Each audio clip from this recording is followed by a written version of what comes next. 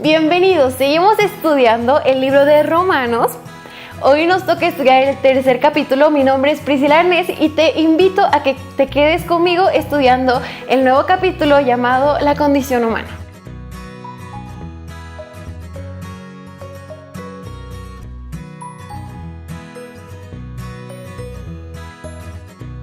Hoy, para comenzar, quiero contarte la historia de Ricky Venters. Ricky era un estudiante de ingeniería mecánica.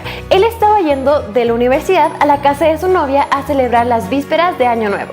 Mientras él iba en camino a la casa de su novia, él empezó a recordar cuando él estaba en el colegio, cómo eran sus profesores, sus amigos, y entre medio de los recuerdos, no podía respirar. Le empezó a costar mucho respirar. La cuestión es que mientras más cerca él estaba a la casa de su novia, más le costaba respirar. Entonces, en un tramo, decidió dar la vuelta inmediatamente para ir al hospital. Apenas llegó al hospital, los doctores lo metieron de emergencia. Ricky veía cómo las enfermeras se movían, los doctores corrían y nadie sabía qué hacer, ya que todos los tratamientos que le hacían, ninguno funcionaba. Ricky llegó a un momento donde se dio por vencido. Él ya no podía más, él simplemente no podía respirar. Ricky desde muy niño sufría la enfermedad llamada asma. Los ataques eran inconstantes, no muchos días los tenía, algunas veces eran fuertes, otras veces eran débiles, pero se le presentaba constantemente. Pero esta fue la vez que más fuerte le dio el ataque de asma. Él simplemente creía que iba a morir y había hecho todo. Él intentaba respirar y él no podía. Los doctores intentaban ayudarlo y los doctores no podían. Las enfermeras corrían de un lado para el otro, pero no había quien lo ayudara a respirar. Entonces, Ricky paró y dijo: Señor, si tú me quieres ayudar, hazlo ahora, porque si no lo haces, yo voy a morir. Y en ese momento, Ricky se dio cuenta que él no podía luchar solo, que si Dios no intervenía, él simplemente moriría. En medio de todo ese ajetreo de las personas corriendo, los doctores preocupados, Ricky vio en el fondo del pasillo a su madre acercándose. Se acercó y le dio un vaso de agua. Ricky lo tomó y no tosió. Generalmente, las personas que tienen asma, cuando les llega un ataque o cuando tienen un ataque, su garganta se les cierra, lo que hace que cuando tomen agua empiezan a toser. Después de que Ricky tomó el agua, él milagrosamente empezó a respirar con total normalidad. Los doctores simplemente no podían entender lo que estaba sucediendo. Cómo no podía pasar el aire, pero sí podía pasar el agua. Todos nacemos en condición de pecado. Lo que necesitamos es una actitud de entrega. Necesitamos saber que solos no podemos resistir, que si no nos entregamos a Dios ahora, moriremos. Todos somos pecadores. Pablo, en todas las cartas que manda a Roma, recalca esto: no hay ni uno que no tenga pecado. Y él se autodenomina como el más grande pecador. Esto lo podemos encontrar en Romanos 3:23. Este dice: por cuanto todos pecaron y han caído de la gloria de Dios. También lo podemos corroborar en Romanos 3:10, donde dice: pues escrito está, no hay justo ni aun uno. Lo que Pablo quería dejar en claro era que cuando el tema es pecado, todos somos iguales. Lo que Pablo nos quiere explicar en el libro de Romanos es que el pecado no es un problema solamente personal, sino que ya es de la humanidad. Ahora, miren lo que dice en Romanos 5:12. Así como el pecado entró en el mundo por un hombre y por el pecado la muerte, así la muerte pasó a todos los hombres, pues todos pecaron. Ahora, respondamos esta pregunta: ¿qué es exactamente pecado?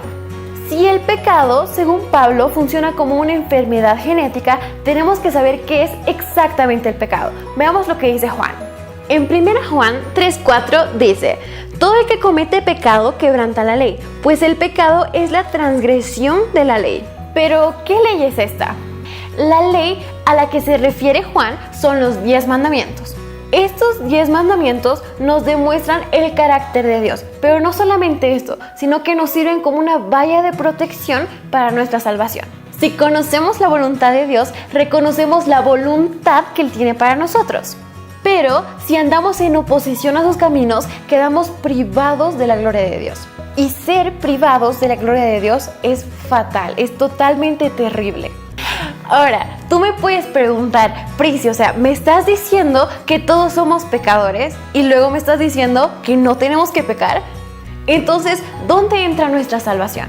Aunque todos hayamos sido concebidos en pecado, aunque todos tengamos una naturaleza pecaminosa, Dios nos ofrece un antídoto, que es la salvación. La salvación por la fe.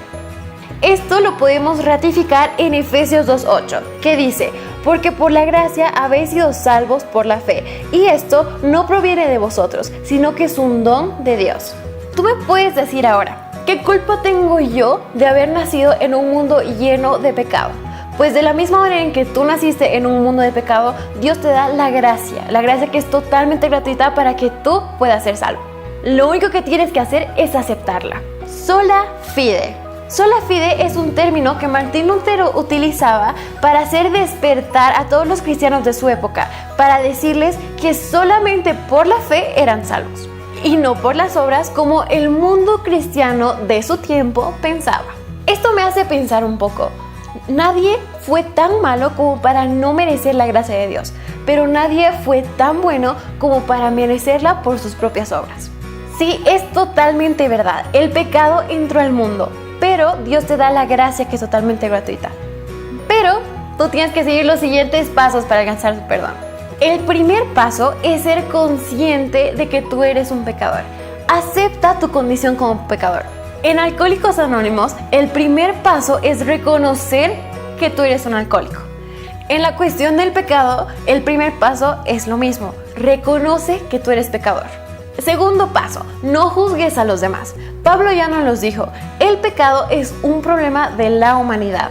Esto quiere decir que en el asunto del pecado todos somos iguales y todos necesitamos de la misma manera de la gracia de Dios y no tenemos que juzgar a los demás. El tercer paso es acudir a Cristo. Solamente por la sangre de Jesús tú y yo podemos ser salvos. Una vez que ya reconoces que tú eres pecador, acude a Cristo. Cuarto paso, necesidad de arrepentimiento. Cuando tú acudes a Cristo, Él te da la necesidad de arrepentirte de todas las cosas malas que tú has hecho. Y por último, pero no menos importante, el quinto paso, que es el perdón y la reforma. Necesitamos entender que estamos en una constante lucha contra el pecado. No somos amigos del pecado. Cuando miramos la perfección de Cristo y vemos todo lo que Él hizo por nosotros, no vamos a querer volver a cometer pecados. Podemos derrotar el pecado solamente si aceptamos que somos pecadores y que hemos sido salvados por la gracia de Dios. Dios nos dio el don de la salvación. En Alcohólicos Anónimos, siempre al terminar, dicen que hoy va a ser el día que van a dejar la adicción. Pues hoy yo te invito a ti a que hoy sea el último día de pecado. Entonces hoy yo te invito a que digas, hoy yo voy a dejar de pecar. Y mañana digas lo mismo. Y pasado mañana digas lo mismo. Y todos los días te lo repitas y te lo repitas y te lo repitas hasta que venga Jesús por segunda vez. Esta fue la tercera lección. Si tú tienes alguna duda, te invito a que vayas el sábado a la iglesia adventista más cercana de tu casa. Conmigo hasta la próxima semana. ¡Chao!